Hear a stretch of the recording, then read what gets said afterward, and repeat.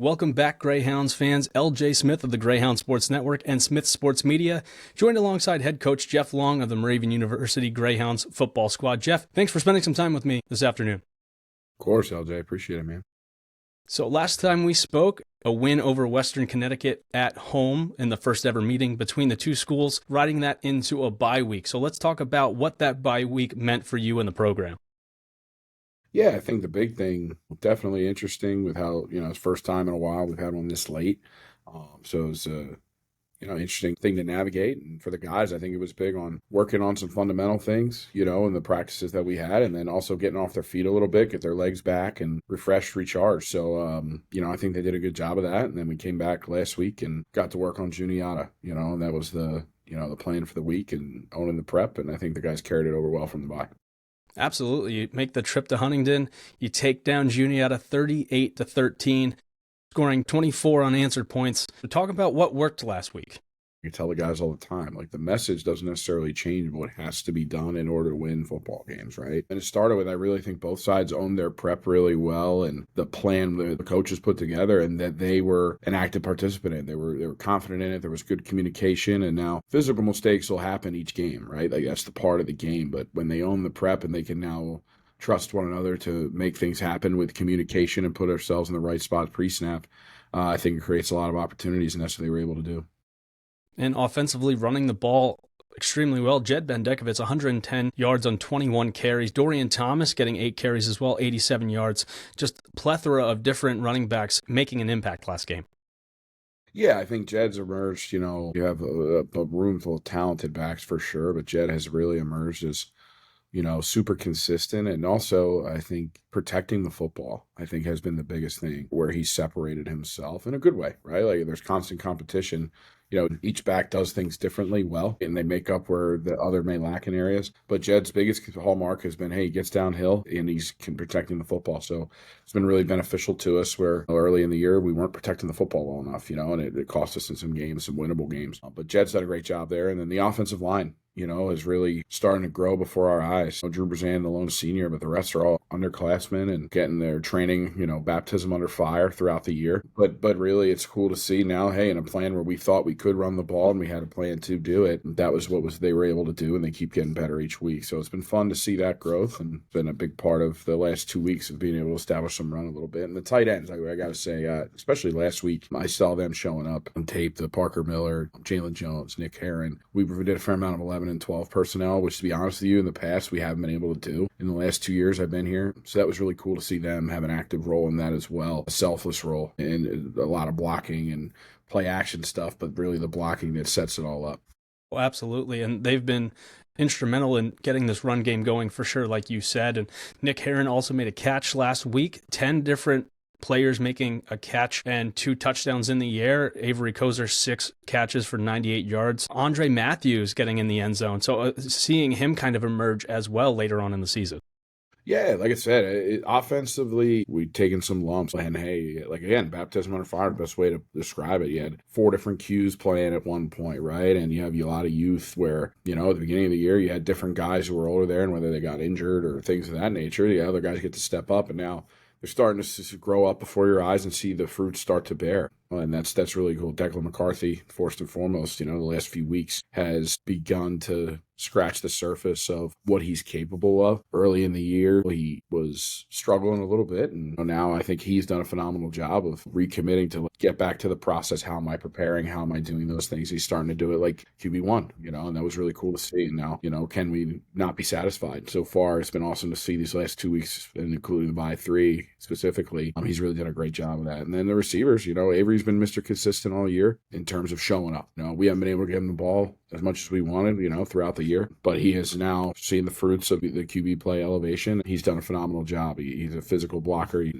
does some great things on the perimeter. And then, all the receivers, right? Chris Brown against Westcon had a big catch to open this game. Got a little nicked up, and he'll be ready to go. But Andre stepping up throughout the year. You've seen different names, you Josh Ludlow, Gavin Gennarelli, Naheem Bragg, all those guys. Like, and I can go on and on. It's an exciting group, right? And now they're starting to build confidence, and again, hopefully it continues to help our offense be balanced and be able to attack defenses in different ways.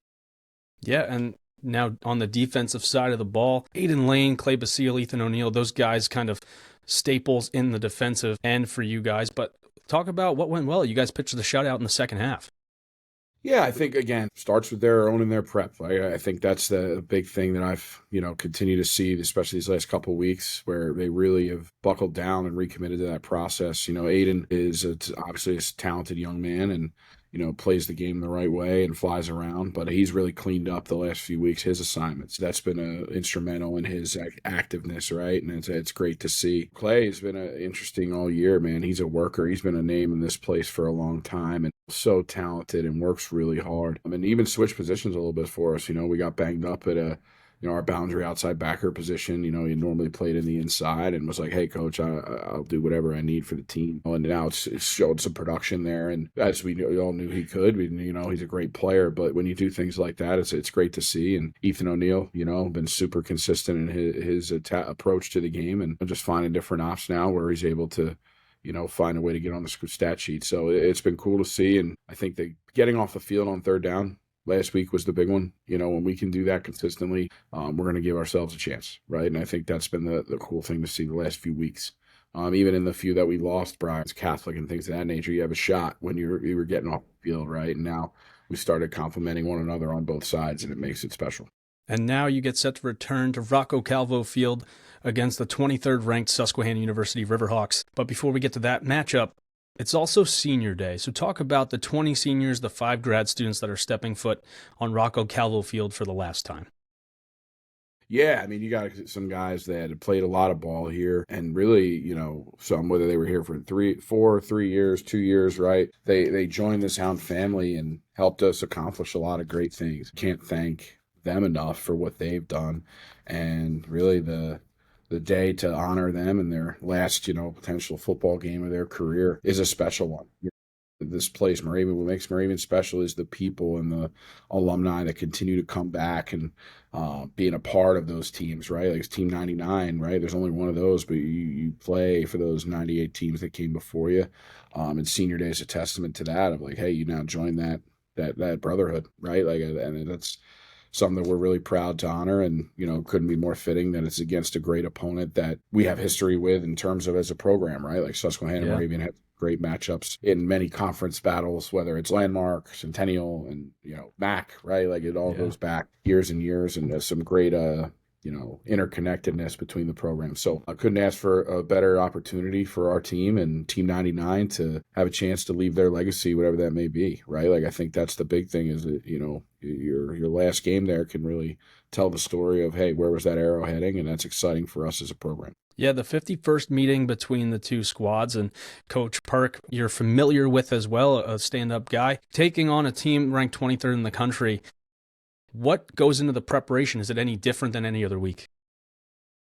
Well, yes and no. Number one, I don't want to sit here and be like, hey, you save a special game plan tactic or something for any opponent. All we're trying to do is find things that our guys can do well, do consistently. And now when you look at what the opponent's doing, how can we parlay that into creating one-on-one matchups for you, whether it's offense or defense? That's what you're trying to do, right? Can you create one-on-ones where now your skill can take over? Whether it's tackling, attacking and protection, or getting the ball in the air. So I don't think that the planning itself is any different or you'll have new wrinkles each week, but that's because each opponent's different. We'd be ignorant to say otherwise. And Coach Perk does a phenomenal job. He's been there, now, I think 11 years. But he's done a phenomenal job. And having played for him, I got to watch him when he coached me. He taught me a ton about offensive line play, and then just from the personal side of things, like he was a coach that demanded a high standard, right? To me, what I always appreciate with him was, he showed me what it can be like to have a relationship with guys, but still hold a high standard and to be a teacher too. I think the one thing I always say with Perk is I thought he was super consistent, and that's what I try to emulate there. And,